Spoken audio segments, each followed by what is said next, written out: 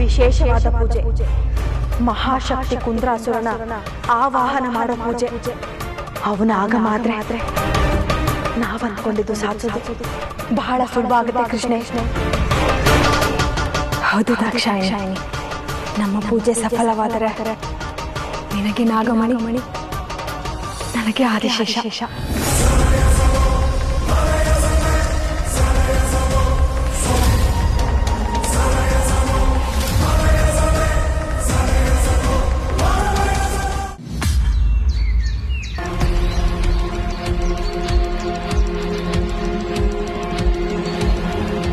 ಇವನ ನಡವಳಿಕೆ ಯಾಕೋ ಅನುಮಾನಾಸ್ಪದವಾಗಿದೆಯಲ್ಲ.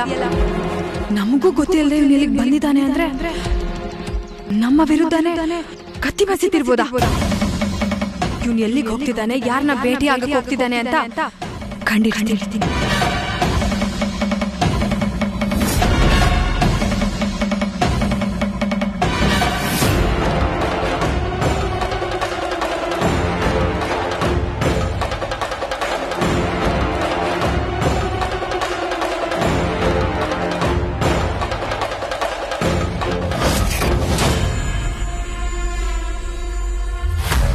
ಸ್ಪಷ್ಟವಾಗಿ ನೆನಪಿದೆ, ನಮ್ಮನ್ನ ಸಾಯಿಸೋಕ್ ಬಂದ ದಿಗ್ವಿಜಯ ನಮ್ಮಿಂದನೇ ಸತ್ತು ಹೋದ.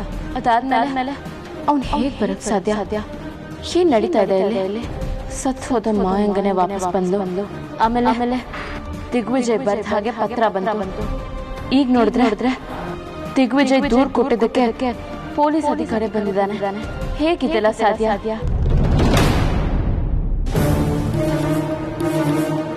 ಓ ಇವ್ರಿಲ್ಲೇ ಇದ್ದಾರೆ.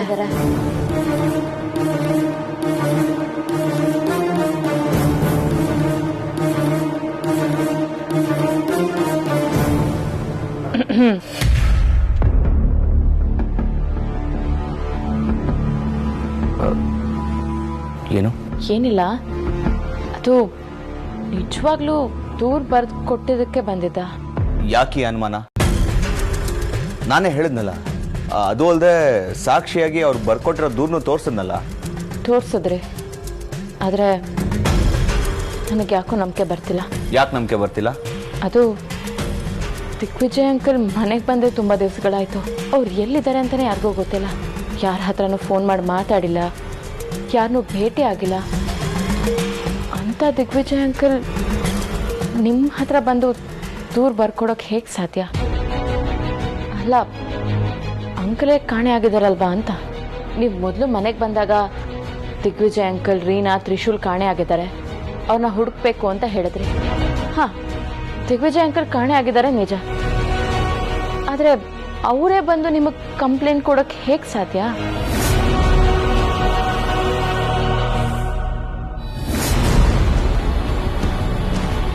ಗುರುಗಳೇ, ಏನ್ ದಿನದಿಂದ ದಿನಕ್ಕೆ, ಕ್ಷಣದಿಂದ ಕ್ಷಣಕ್ಕೆ ನಾವು ಹೋಗ್ತಾ ಇರೋ ದಾರಿ ಜಟಿಲ ಆಗ್ತಾ ಇದೆ. ಮನೆಗೆ ಬಂದಿರೋ ಪೊಲೀಸ್ ಆಫೀಸರ್ ಸಾಮಾನ್ಯದವನಲ್ಲ. ಅವನು ಬಂದಿರೋದ್ರ ಹಿಂದೆ ಯಾವುದೋ ಒಂದು ಕೆಟ್ಟ ಉದ್ದೇಶ ಇದ್ದೇ ಇದೆ. ಆ ಪೊಲೀಸ್ ಆಫೀಸರ್ ಸುಳ್ಳು ಹೇಳ್ತಿದ್ದಾನೆ. ದಿಗ್ವಿಜಯ ಕಂಪ್ಲೇಂಟ್ ಕೊಟ್ಟಿದ್ದಾನೆ, ಹಾಗಾಗಿ ಬಂದಿದ್ದೀನಿ ಅಂತ ಹೇಳ್ತಿದ್ದಾನೆ. ನಾನೇ ದಿಗ್ವಿಜಯ, ನಾನೇ ಕಂಪ್ಲೇಂಟ್ ಕೊಟ್ಟಿರೋ ಹಾಗೆ ಸಾಕ್ಷಿ ಹಿಡ್ಕೊಂಡು ಬಂದಿದ್ದಾನೆ ಅಂತಂದ್ರೆ ಅವನು ಯಾವುದೋ ಕೆಟ್ಟ ಉದ್ದೇಶ ಇರಬೇಕು ಅಲ್ವಾ ಅವನಿಗೆ? ಏನು ನಿನ್ನ ಜೊತೆ ಮಹಾಶಕ್ತಿಶಾಲಿ ಮಂತ್ರವಾದಿಯರಿರ್ಬೇಕಲ್ಲ. ಹಾಗಿದ್ದಾಗ ನಿನಗೆ ಭಯ? ಅವರು ಬರೀ ಹೆಸರಿಗೆ ಮಾತ್ರ ಮಂತ್ರವಾದಿನಿಯರು, ಅವರಿಂದ ಯಾವ ಕೆಲಸನೂ ಆಗೋದಿಲ್ಲ. ತಂತ್ರ ಮಂತ್ರಗಳ ವಿದ್ಯೆನಲ್ಲಿ ಅವರು ಶಕ್ತಿವಂತರ ಇರಬಹುದು, ಆದರೆ ಈ ಪ್ರಾಯೋಗಿಕ ಪ್ರಪಂಚದ ಬಗ್ಗೆ ಸ್ವಲ್ಪ ಜ್ಞಾನ ಕೂಡ ಇಲ್ಲ ಅವರಿಗೆ. ಆ ಪೊಲೀಸ್ ಅಧಿಕಾರಿ ಹೇಗಾದ್ರೂ ಮಾಡಿ ಇವ್ರು ಬಾಯಿ ಬಿಡಿಸ್ಬೇಕು ಅಂತೇಳಿ ಮೇಲಿಂದ ಮೇಲೆ ಪ್ರಶ್ನೆಗಳನ್ನ ಮಾಡ್ತಾನೆ ಇದ್ದಾರೆ. ಅದಕ್ಕೆ ಸರಿಯಾಗಿ ಇವರು ಕೂಡ ಒಬ್ರು ಒಂದು ಊರ ಹೆಸರು ಹೇಳಿದ್ರೆ ಇನ್ನೊಬ್ರು ಇನ್ನೊಂದು ಊರ ಹೆಸರು ಹೇಳ್ತಿದ್ದಾರೆ. ಅವನಿಗೆ ಅನುಮಾನ ಜಾಸ್ತಿ ಆಗ್ತಾ ಇದೆ. ಈಗ ನೀನು ಏನ್ ಹೇಳಕ್ಕೆ ದಿಗ್ವಿಜಯ? ದಿನ ಕಳೆದಂತೆಲ್ಲ ಸಮಸ್ಯೆಗಳು ಜಾಸ್ತಿ ಆಗ್ತಾ ಇವೆ. ನನಗೆ ಇವನಿಂದ ಮುಕ್ತಿ ಬೇಕು, ಹಾಗೆ ಆ ಮಂತ್ರವಾದಿನಿಯರಿಂದ ಶಾಶ್ವತವಾಗಿ ಮುಕ್ತಿ ಕೊಡಿಸ್ಬೇಕು. ಅವರ ಸಂಹಾರ ಆಗಬೇಕು.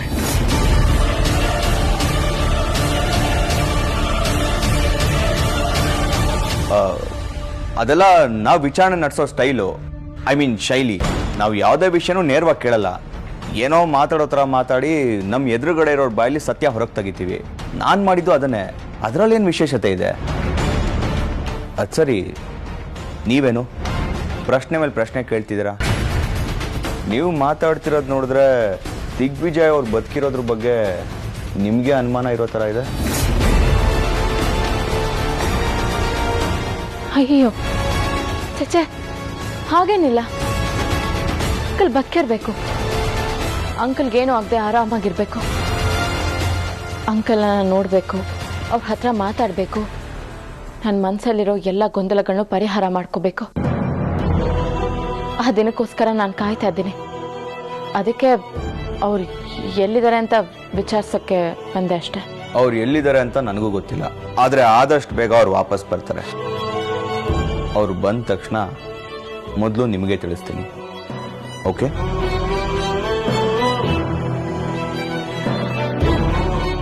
ಸಾರಿ ಶಿವಾನಿ, ಎಲ್ಲ ಬರೀ ಸುಳ್ಳೇ ಹೇಳ್ತಾ ಇದ್ದೀನಿ. ಅವರು ನಿನ್ನ ಪರವಾಗಿ ಇದ್ದಾರಲ್ಲ. ಅವತ್ತು ನನಗೆ ಈ ರೂಪ ಬೇಕಾಗಿತ್ತು, ಇಲ್ಲಿಗೆ ಬರಬೇಕಾಗಿತ್ತು.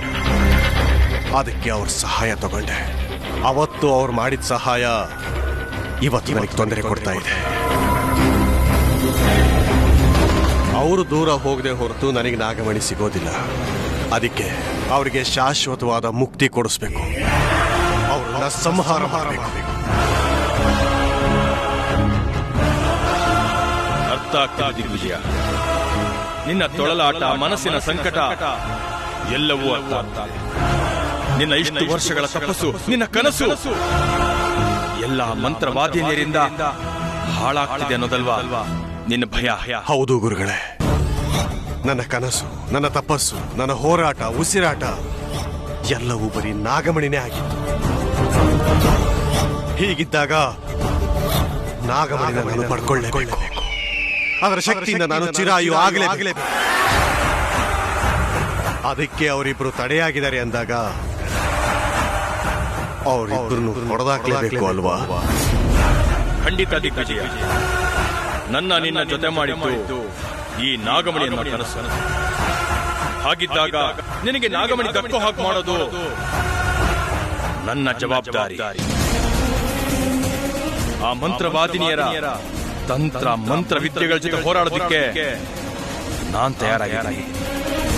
ನೀನ್ ಭಯ ಬೀಳಬೇಡ.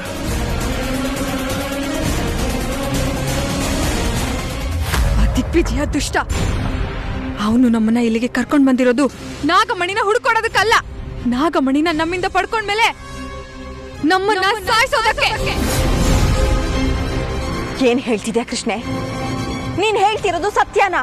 ಹೌದು ದಾಕ್ಷಾಯಿಣಿ, ಅನುಮಾನವಿದ್ದರೆ ಅವನು ಬರುತ್ತಾನಲ್ಲ, ಅವನ ಬಳಿ ನೀನೇ ಕೇಳು, ಎಲ್ಲಿ ಹೋಗಿದ್ದೆ, ಯಾರ ಹತ್ರ ಏನ್ ಮಾತಾಡ್ದೆ ಅಂತ. ನಮಗೆ ಬೇಕಾದ ಸತ್ಯ ಅವನಿಂದಲೇ ಬರುತ್ತದೆ. ಇಷ್ಟಕ್ಕೂ ಅವ್ನು ಹೋಗಿದ್ದೆಲ್ಲಿಗೆ? ಯಾರ ಹತ್ರ ಮಾತಾಡ್ತಿದ್ದ? ಇನ್ಯಾರ ಹತ್ರ? ಇದಾನಲ್ಲ ಅವನ ಗುರು ತಕ್ಷಕ, ಅವನ ಹತ್ರ. ನೋಡು ದಾಕ್ಷಾಯಿಣಿ, ದಿಗ್ವಿಜಯ ಬಂದ ತಕ್ಷಣ ನೀನು ಯಾರ ಹತ್ರ ಹೋಗಿದ್ದೆ ಅಂತ ಕೇಳು. ಅವನು ಅವರ ಗುರುಗಳ ಹತ್ರ ಹೋಗಿದ್ದೆ ಅಂತ ಹೇಳ್ತಾನೆ. ಯಾಕೆ ಹೋಗಿದ್ದೆ ಅಂತ ಕೇಳು. ಮನೇಲಿದ್ದಾನಲ್ಲ ಅಭಯ್, ಅವನಿಂದ ಆಗ್ತಾ ಇರೋ ತೊಂದರೆಗಳನ್ನ ನಿವಾರಿಸೋದಕ್ಕೆ ಅಂತ ಹೇಳ್ತಾನೆ. ಆದ್ರೆ ಅವನು ಅಲ್ಲಿ ನಾಗಮಣಿ ಪಡೆಯೋದ್ರ ಬಗ್ಗೆ ಅವನ ಗುರುಗಳ ಹತ್ರ ಮಾತಾಡ್ತಾ ಇದ್ದ. ಅಂತವನಿಗೆ ಬದುಕು ಕೊಟ್ಬಿಟ್ವಿ ದಾಕ್ಷಾಯಿಣಿ. ಅಂತವನು ಬದುಕಿರ್ಲೇಬಾರ್ದು. ಹೌದು ಕೃಷ್ಣೆ, ಮೋಸ ಮಾಡಿದವ್ರಿಗೆ ಸಾವೇ ಸರಿಯಾದ ಶಿಕ್ಷೆ. ಮನೆಗೆ ಬಂದಿರೋ ಕೃಷ್ಣ ದಾಕ್ಷಾಯಿಣಿ ಬಗ್ಗೆ ಅಭಯ್ ಅವ್ರಿಗೂ ಅನುಮಾನ ಬಂದಿದೆ. ಅಭಯ್ ಅವ್ರಿಗೆ ಬಂದಿರೋ ಅನುಮಾನ ನನಗೆ ಮೊದಲೇ ಬಂದಿತ್ತು. ಯಾಕಂದರೆ ಅವರಿಬ್ಬರು ಮಾತು, ನಡವಳಿಕೆ ಎಲ್ಲ ಒಂಥರ ವಿಚಿತ್ರವಾಗಿದೆ. ಮನೆಯಿಂದ ಯಾವುದೋ ಹೊತ್ತಲ್ಲಿ ಹೊರಗಡೆ ಹೋಗ್ತಾರೆ, ಯಾವಾಗಲೂ ಬರ್ತಾರೆ. ಮನೆಯವರೆಲ್ಲ ಒಂದು ಕಡೆ ಒಟ್ಟಿಗೆ ಇದ್ರೆ ಅವರು ಮಾತ್ರ ದೂರದಲ್ಲಿ ಎಲ್ಲೋ ನಿಂತ್ಕೊಂಡು ಏನೋ ಮಾತಾಡ್ತಿರ್ತಾರೆ. ಹತ್ತಿರ ಹೋದರೆ ಅಷ್ಟು ಬೇಗ ಮಾತು ಬದಲಾಯಿಸ್ಬಿಡ್ತಾರೆ. ಏನೇ ಆದರೂ ಅವರಿಬ್ರದ್ದು ಒಂಥರ ನಿಗೂಢವಾದ ವ್ಯಕ್ತಿತ್ವ ಅಂತ ನನಗನ್ನಿಸ್ತಾ ಇದೆ. ಈ ಎಲ್ಲ ಸಮಸ್ಯೆಗಳ ಹಿಂದೆ ಅವ್ರದ್ದೇ ಏನೋ ಕೈವಾಡ ಇದೆ ಅಂತ ನನಗನ್ನಿಸ್ತಾ ಇದೆ. ಆದಷ್ಟು ಬೇಗ ಅವ್ರ ಬಗ್ಗೆ ಎಲ್ಲ ಕಂಡು ಹಿಡಿತೀನಿ ನಾನು.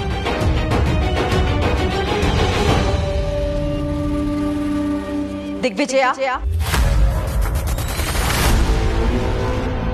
ಎಲ್ಲೋ ಹೋಗಿ ಬಂದ ಹಾಗಿದೆ. ಗುರುಗಳ ಹತ್ರ ಹೋಗಿ ಬಂದೆ. ಓ, ಏನಂದ್ರು ನಿಮ್ ಗುರುಗಳು? ಅದೇ ನಮ್ಮ ಮನೆಗೆ ಬಂದು ಒಕ್ಕರಿಸ್ಕೊಂಡಿದ್ದಾನಲ್ಲ ಆಫೀಸರ್ ಅಭಯ್, ದಿನೇ ದಿನೇ ಅವನಿಂದ ನಮಗೆ ಸಮಸ್ಯೆ ಜಾಸ್ತಿ ಆಗ್ತಿದೆ.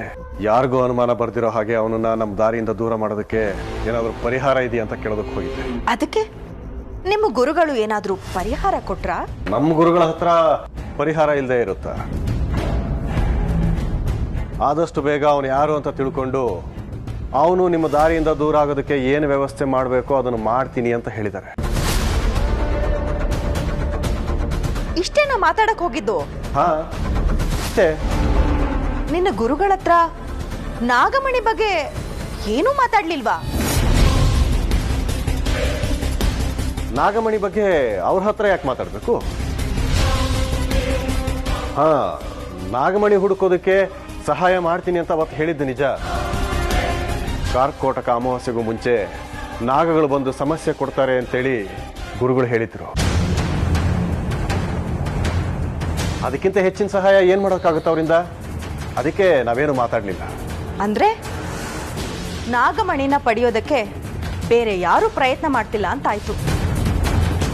ನೀನು ಗುರುಗಳು ಕಂಡು ಹಿಡಿತಾರೋ ಬಿಡ್ತಾರೋ ಗೊತ್ತಿಲ್ಲ, ಆದ್ರೆ ನಾವು ಕಂಡು ಹಿಡಿದೇ ಹಿಡಿತೀವಿ. ಇವರು ಇಷ್ಟು ಖಡಾಖಂಡಿತವಾಗಿ ಮಾತಾಡ್ತಿರೋದನ್ನ ನೋಡ್ತಾ ಇದ್ರೆ ನಾಗಮಣಿ ಬಗ್ಗೆ ಇವ್ರಿಗೆ ಏನಾದ್ರೂ ಗೊತ್ತಾಗಿದೆ. ಹಾಂ ಸರ್, ನಾನು ಹೋಗಿದ್ದೆ ಅಲ್ಲಿಗೆ. ಹಾಂ, ಗೊತ್ತಾಗಿದ ತಕ್ಷಣ ನಿಮಗೆ ನಾನು ಫಾರ್ವರ್ಡ್ ಮಾಡ್ತೀನಿ. All right sir, thank you.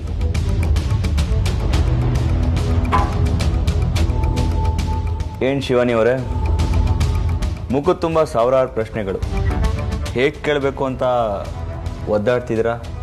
ಹೇಳಿ, ಏನು ವಿಷಯ? ಅದು ನೀವು ಕೃಷ್ಣ ದಾಕ್ಷಾಯಣಿ ಬಗ್ಗೆ ಮಾಹಿತಿ ಕಲೆ ಹಾಕ್ತಿದ್ರಲ್ಲ, ಏನಾದರೂ ಗೊತ್ತಾಯ್ತಾ? ಅವ್ರ ಬಗ್ಗೆ ಎಲ್ಲ ಸರಿಯಾಗಿದೆಯಾ? ನಿಮಗೆ ಅವ್ರ ಮೇಲೆ ಏನಾದರೂ ಅನುಮಾನನಾ? ಅವ್ರ ಮೇಲೆ ಅನುಮಾನ ಇದೆ, ನಿಜ. ಈ ವಿಷಯ ನಿಮಗೆ ಯಾಕೆ ಹೇಳ್ತಾ ಇದ್ದೀನಿ ಅಂದರೆ, ನೀವು ಅವರಿಂದ ಸ್ವಲ್ಪ ಎಚ್ಚರವಾಗಿರಿ. ನಿಮಗೆ ಅವ್ರ ಮೇಲೆ ಅನುಮಾನ ಬರೋದಕ್ಕೆ ಸಾವಿರ ಕಾರಣಗಳಿದೆ ಶಿವಾನಿ ಅವರೇ. ಅದು ಸಹಜನೇ ಬಿಡಿ. ಯಾಕಂದರೆ ಅವ್ರ ನೋಟ, ಮಾತು, ನಡೆ, ನುಡಿ ಇದು ಯಾವುದು ಸಹಜವಾಗಿಲ್ಲ. ನಾನೊಂದಷ್ಟು ಕಡೆ ವಿಚಾರಿಸಿದೆ. ಇವರಿಬ್ರಿಗೂ ಈ ಊರಲ್ಲಿ ಒಂದು ಅಡ್ರೆಸ್ ಇಲ್ಲ, ಆಧಾರ್ ಕಾರ್ಡ್ ಇಲ್ಲ, ವೋಟರ್ ಐ ಡಿ ಇಲ್ಲ, ಅಟ್ಲೀಸ್ಟ್ ರೇಷನ್ ಕಾರ್ಡು ಇಲ್ಲ. ಅದು ಅಲ್ಲದೆ ಈ ಊರಲ್ಲಿ ಅವ್ರಿಗೆ ಪರಿಚಯದವರು ಅಂತಲೂ ಯಾರೂ ಇಲ್ಲ. ಅವರಿಗೆ ಮಿಸ್ಟರ್ ಧನಂಜಯ್ ಅವ್ರನ್ನ ಬಿಟ್ಟರೆ ಇದ್ದಕ್ಕಿದ್ದ ಹಾಗೆ ಈ ಪ್ರಶ್ನೆಗಳೇನಕ್ಕೆ? ಅದು ಈ ಮನೇಲಿರೋರೆಲ್ಲ ಸೂಕ್ಷ್ಮ ಮನಸ್ಸನವರು. ಅವ್ರಿಗೇನಾದರೂ ಕೃಷ್ಣ ದಾಕ್ಷಾಯಣಿ ಬಗ್ಗೆ ಗೊತ್ತಾದರೆ ಪಾಪ ಸಂಕಟ ಪಟ್ಕೋತಾರೆ, ಭಯ ಪಟ್ಕೋತಾರೆ. ಅಂದರೆ ನೀವು ಹೇಳ್ತಾ ಇರೋದು? ದಯವಿಟ್ಟು ಈ ವಿಚಾರನ ಮನೆಯವ್ರ ಮುಂದೆ ಚರ್ಚೆ ಮಾಡಬೇಡಿ. ಮನೆಯವ್ರು ಯಾರಿಗೂ ಈ ವಿಚಾರ ಗೊತ್ತಾಗೋದು ಬೇಡ ಅಂತ. ಯಾರಿಗೂ ಯಾಕೆ ಗೊತ್ತಾಗಬಾರ್ದು? ಸತ್ಯ ಒಂದಲ್ಲ ಒಂದಿನ ಎಲ್ರಿಗೂ ಗೊತ್ತಾಗ್ಲೇಬೇಕಲ್ಲ.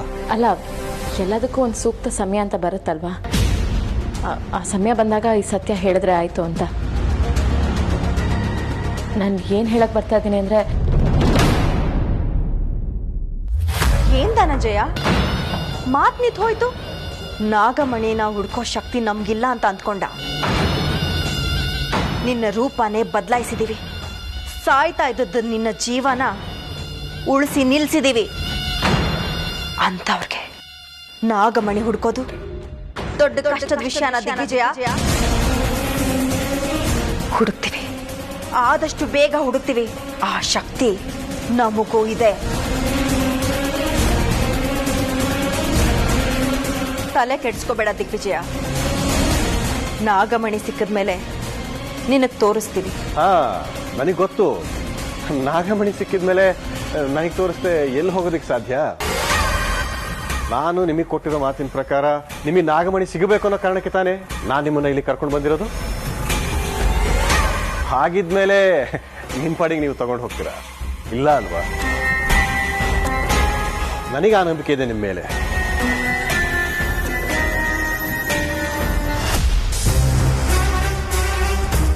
ಆದ್ರೆ ನನಗೆ ಅವನ ಮೇಲೆ ನಂಬಿಕೆ ಇಲ್ಲ ಕೃಷ್ಣೆ. ನೀನ್ ಹೇಳಿದ್ದೆ ಸರಿ. ಅವನು ನಾಗಮಣಿ ಪಡೆಯೋದಕ್ಕೆ ಏನ್ ಮಾಡೋದಕ್ಕೂ ಹೆಸದಿಲ್ಲ. ಆದಷ್ಟು ಬೇಗ ನಾಗಮಣಿಯನ್ನ ಪಡೆಯೋದಕ್ಕೆ ನಾವು ಬೇರೆ ದಾರಿ ಹುಡುಕಬೇಕು.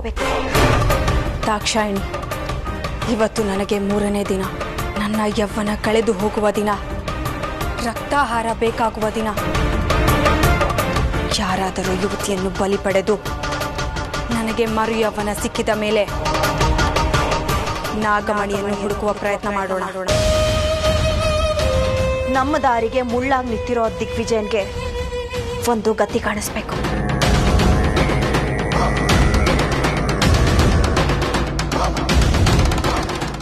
ತೊಂದರೆ ಕೊಟ್ನಾ? ಪರವಾಗಿಲ್ಲ.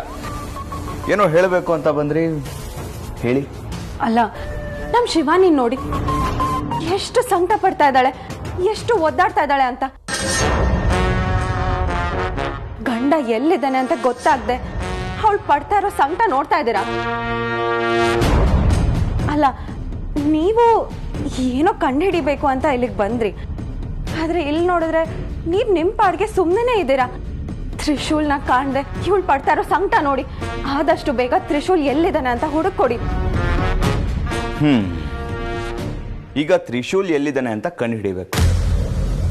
ಆಮೇಲೆ ಈ ಮನೇಲಿ ಯಾಕೆ ಕೆಲವರು ವಿಚಿತ್ರವಾಗಿ ಆಡ್ತಾರೆ ಅನ್ನೋದು ಗೊತ್ತಾಗಬೇಕು ಅಲ್ವಾ?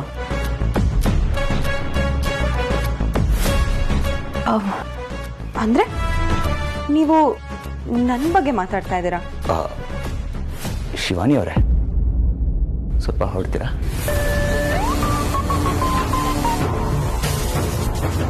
ಮಾಯಾ ಅವರೇ, ನಾನೇನು ಯಾರ ಹೆಸರು ತಗೊಳ್ಳೇ ಇಲ್ವಲ್ಲ.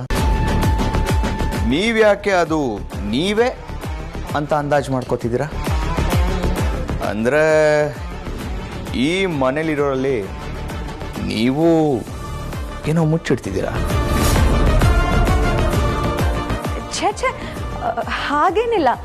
ಹಾಗೆ ಸುಮ್ಮನೆ ಮಾತುಗಂದೆ ಅಷ್ಟೆ.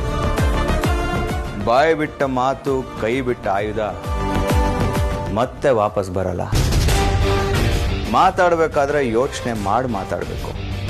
ಇಲ್ಲಾಂದ್ರೆ ಬದುಕು ಕೊಡಬಾರ್ದು ಕಾಟ ಕೊಟ್ಟು ಆದಷ್ಟು ಬೇಗ ಕೊನೆನೂ ಕೊಡುತ್ತೆ.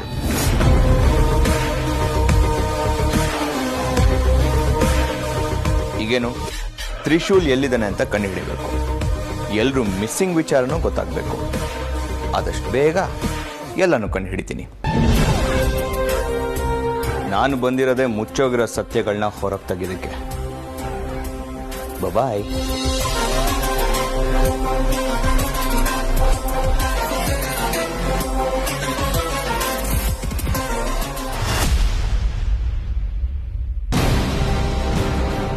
ನೀವು ಅವರಿಂದ ಸ್ವಲ್ಪ ಎಚ್ಚರವಾಗಿರಿ. ನಾನೊಂದಷ್ಟು ಕಡೆ ವಿಚಾರಿಸಿದೆ. ಇವರಿಬ್ಬರಿಗೂ ಈ ಊರಲ್ಲಿ ಒಂದು ಅಡ್ರೆಸ್ ಇಲ್ಲ, ಆಧಾರ್ ಕಾರ್ಡ್ ಇಲ್ಲ, ವೋಟರ್ ಐಡಿ ಇಲ್ಲ, ಅಟ್ಲೀಸ್ಟ್ ರೇಷನ್ ಕಾರ್ಡು ಇಲ್ಲ. ಆ ಕೃಷ್ಣ ದಾಕ್ಷಾಯಿಣಿ ಮೇಲೆ ಅನುಮಾನ ಪಡೋದಕ್ಕೆ 1000 ಕಾರಣಗಳಿದೆ. ಅನುಮಾನ ಪಡೆದಿರೋದಕ್ಕೆ ಒಂದು ಕಾರಣನೂ ಇಲ್ಲ.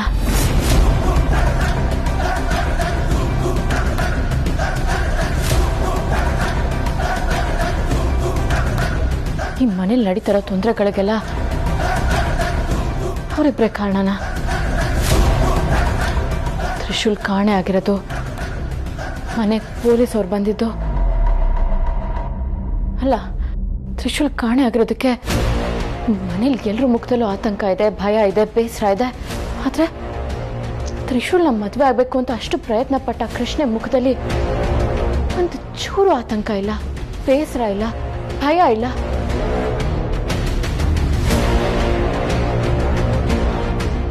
ಅಂದ್ರೆ ತ್ರಿಶೂಲ್ ಕಾಣೆ ಆಗಿರೋದ್ರ ಹಿಂದೆ ಆ ಕೃಷ್ಣ ಕೈವಾಡ ಏನಾದ್ರೂ ಇದೆಯಾ?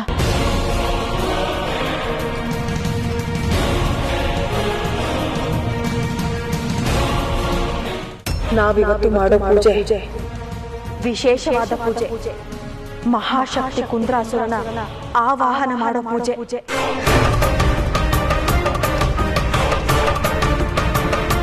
ಅವನ ಆಗಮ ಆದ್ರೆ ನಾವ್ ಅಂದ್ಕೊಂಡಿದ್ದು ಸಾಧಿಸೋದು ಬಹಳ ಸುಲಭವಾಗುತ್ತೆ ಕೃಷ್ಣೇ. ಹೌದು ದಾಕ್ಷಾಯಿಣಿ, ನಮ್ಮ ಪೂಜೆ ಸಫಲವಾದರೆ ನಿನಗೆ ನಾಗಮಣಿ, ನನಗೆ ಆದಿಶೇಷ.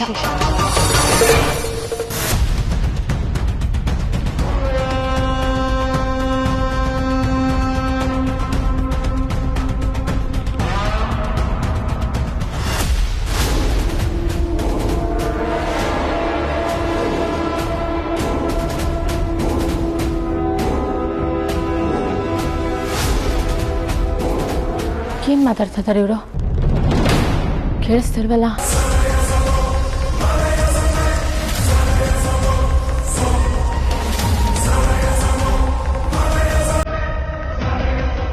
ನಡಿ ಹೋಗೋಣ.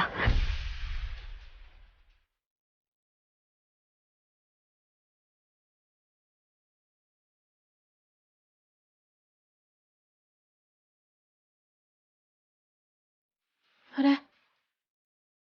ಈ ಹೊತ್ತಲ್ಲಿ ಎಲ್ಲಿಗೆ ಹೋಗ್ತಾ ಇದ್ದಾರೆ ಇವರು? ಯಾಕೋ ಇವ್ರು ಬರ್ತನೆ ನನ್ನ ಅನುಮಾನನ ಇನ್ನಷ್ಟು ಗಟ್ಟಿ ಮಾಡ್ತಿದ್ಯಲ್ಲ. ಇಲ್ಲ, ಇವ್ರು ಯಾರೋ, ಇವ್ರ ಉದ್ದೇಶ ಏನು ಅಂತ ನಾನು ಕಂಡು ಹಿಡಿಲೇಬೇಕು. ಆಗ ನನ್ನ ಎಲ್ಲ ಗೊಂದಲಗಳಿಗೂ ಪರಿಹಾರ ಸಿಗುತ್ತೆ. ಇವ್ರನ್ನ ಹಿಂಬಾಲಿಸೋದು ಸರಿ.